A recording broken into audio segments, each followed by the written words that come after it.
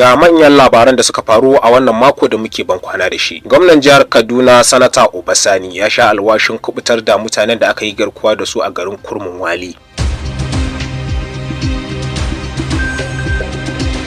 Gwamnan jihar Kano Abba Kabir Yusuf ya fice daga jam'iyyar NNPP. Rundunar 'yan sandan jihar Kano ta kama wasu da ake zargi da kisan mata da 'ya'yanta 6 a unguwar Ciranci gidan kwari da ke karamar hukumar Kumbotso a jihar Kano.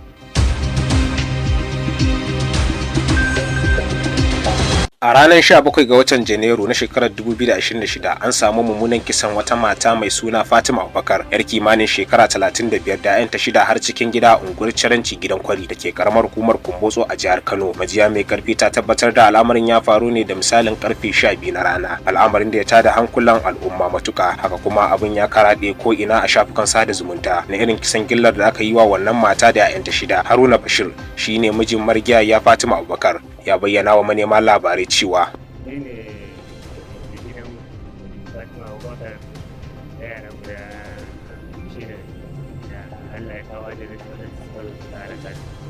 ai lokacin da kai waya da ba tare da wuce kasuwa na taro kayan na dan shago na don sai kuma daga baya bayan ma abin ya faru nan aka yi waya ake gaya mun abin da ya faru da saurin tafiya da tafiya abin da ana yi dama waɗanda suka yi abincin da ana taimaka an fara samun na gida ne kuma wata suka yi akan kudin suka shiga saukar da gida a yi wani abu da ya kaji ba da ke amma dai kawai dai sai na bawa Allah na san Allah dai ya kawo jarabawar ta kawo dama kuma daga gare shi a takaice zan yi wa al'umma ne duk inda suka jajinta suka yi ma mai kudiya sannan Allah ya saka musu da alheri Allah ya kowa da gidan sai dai akan yadda lamarin ya faru na rashin kawo ɗaukin makwabta, tambayar da al'umma duk wanda ya ji wannan mummunar aika-aika yake yi a daidai wannan lokacin. Wasu makwabtan su Abubakar wanda aka fi sani da Bala Honorable da kuma Munir Yahaya an hango bidiyon su a kafafen sada zumunta yana yawo cewa su ne suka ba da gudunmawa na kama ɗaya daga ciki da ma kiran jami'an tsaro a lokacin da abin ya faru. Iri zai tono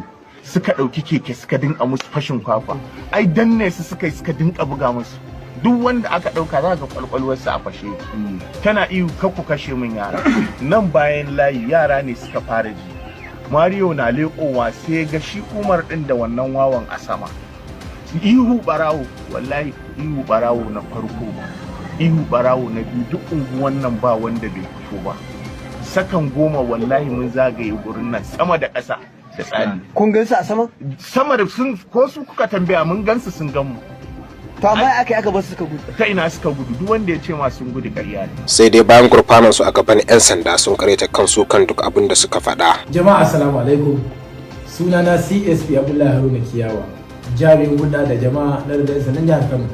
Tabbas kun ji abin da waɗannan mutane suka faɗa a wannan bidiyo, wanda a cikin ikon Allah gaba ɗaya su bin ga mu me gaskiyar abin da ka faɗa ka sa jallabiya ko? Jallabiya kai mutane me gaskiyar abin da gaskiya ba haka bane. Da abin da na faɗa ba haka ba. To kai me kai ka tunanin faɗa waɗannan abubuwa da ba haka ba? Na yi kawai sai a yi mun abuwa, a yi haƙuri a yi mun. Ai kai ba yaro bane, ka ce shekarunka 41. Ka ce a faɗar ka wai ka gansu a sama da wannan wawo ɗin. Dama ka san wawan ne? Ban san shi ba. Kuma me gaskiyar ka gansu ko ba gansu ba? Fitowa ta aka ce ga su nan a sama, ga su nan a sama. Kai ka gansu? Makocina ne ya ce mun gashi can ya gan shi. Kai ka gansu? Ni ban gan su ba dan kai dai. To yanzu wani abu da ka faɗa hakan ne ko kuma duka Dan Allah al'umma a yi haƙuri a yi mun afuwa a yafe mun. A kai kuma mun ganka kamar da rigar.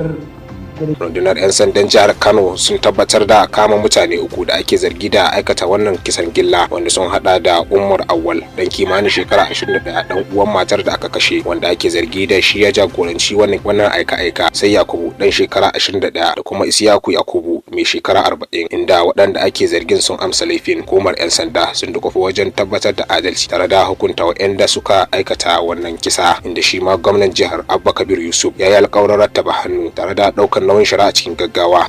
Gwamnan jihar Kaduna Sanata Obasani ya sha alwashin kubutar da mutanen da aka yi garkuwa da su a garin Kurmin Wali. Ya bayyana hakan ne a lokacin da ya je garin da ke karamar hukumar Kajuru domin jajanta musu wannan ibtila'i da kuma bayyana shirin da gwamnatin jihar take na kubutar da waɗanda aka yi garkuwa da su. Gwamna Sanata Obasani ya ƙara da cewa suna ci gaba da yin aiki kafada da kafada da daukacin hukumomin tsaro da ke jihar domin kubutar da mutanen. A ranar 19 ga watan Janairu 2026 wasu 'yan bindiga suka shiga ƙauyen su kai garkuwa da mutane kamar yadda hukumomi suka tabbatar. A ranar Juma'an da ta gabata ne gwamnan jihar Kano Abba Kabir Yusuf ya sanar da ficewarsa daga jam'iyyar NNPP. Sanarwar ficewar na kunshe a cikin wata sanarwa da mai magana da yawun gwamnan Bature da Wakin Tofa ya fitar a ranar Juma'a. A cikin sanarwar ya ce gwamnan ya aika wasiƙa ficewa daga jam'iyyar NNPP zuwa shugaban jam'iyyar na mazaɓar Diso Ciranci da karamar hukumar Gwale. Gwamnan Abba Kabir Yusuf ya fice daga jam'iyyar NNPP tare da 'yan majalisar dokoki jiha 21, 'yan majalisar wakilai 8 da shugabannin ƙananan hukumomi 44. Gwamna Abba ya ce rikicin cikin gida da ya dabaibaye jam'iyyar ta NNPP ya wanda a cewarsa ya sa ya ɗauki wannan mataki na ficewa domin fifita bukatun al'ummar Kano.